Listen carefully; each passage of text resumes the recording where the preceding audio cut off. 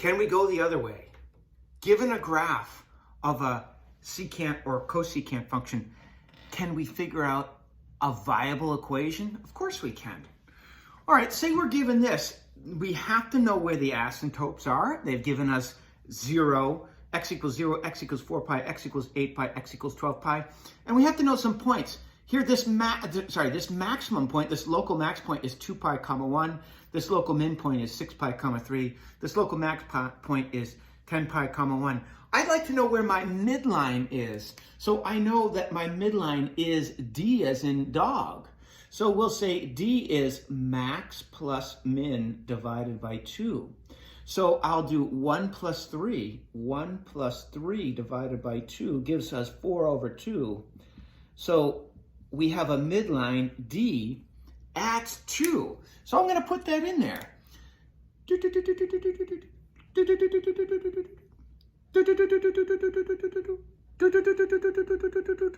So this is our center line at y equals 2. So there she is. Y equals 2. All right. What about our amplitude? Well, our amplitude is going to be, remember, we're always going to report this as positive, as max minus min divided by 2 in absolute value. So that's 4, our max value, that's our y value here. So let's see, how can I do this?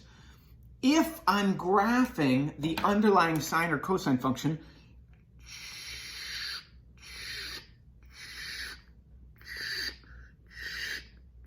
like that, notice my zeros come from the vertical asymptotes. I'm working backwards.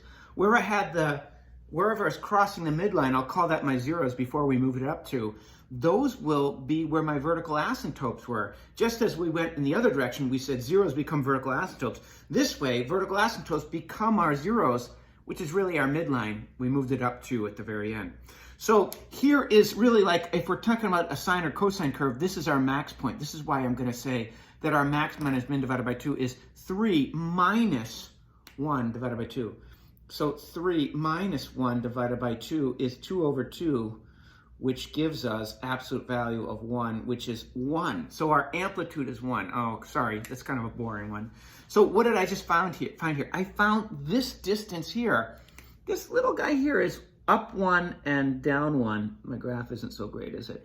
So I'm up 1 and down 1. So now I can start to figure out what my period is.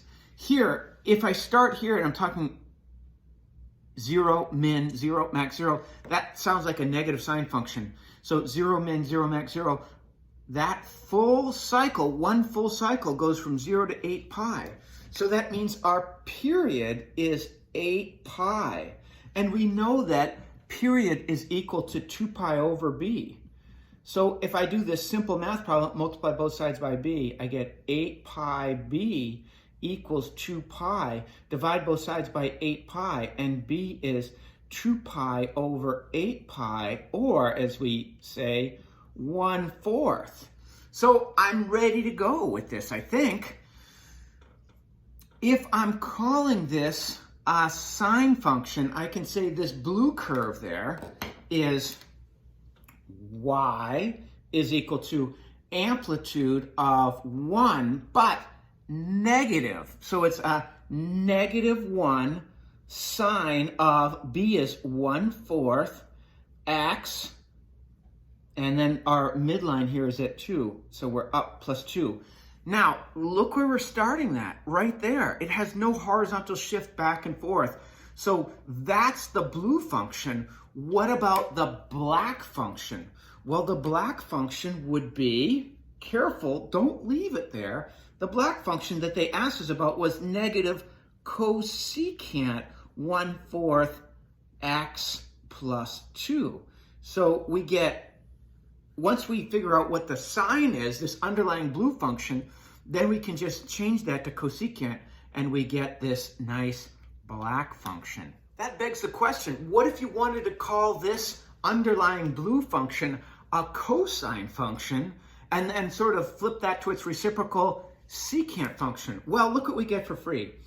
y equals, our amplitude was 1, cosine of our b was 1/4 x, and then our d was plus 2. So we get a lot for free there. Now, the question now is, where do you want to start a cosine function? Let's call it a positive cosine function.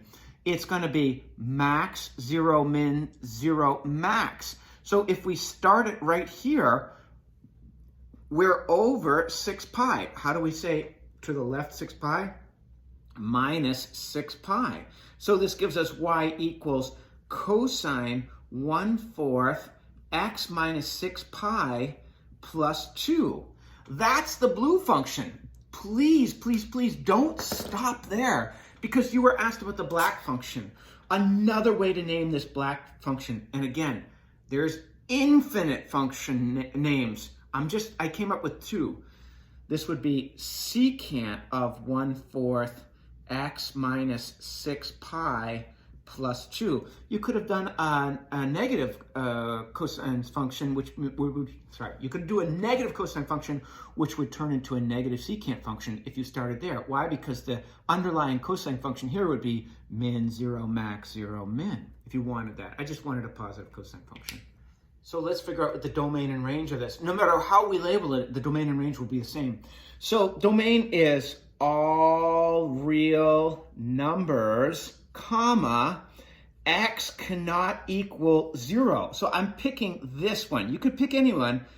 What's its jump? Plus 4 pi n, where n is an element of the integers. Because if I say, if n is 0, well, that's an integer, then I say x cannot equal this one. That's 0. If I put in a 1 there for n, then I'm saying x cannot equal this one. If I put in a 2, then this becomes 8 pi. Do you see this? This is such an ingenious way of conveying a lot of information.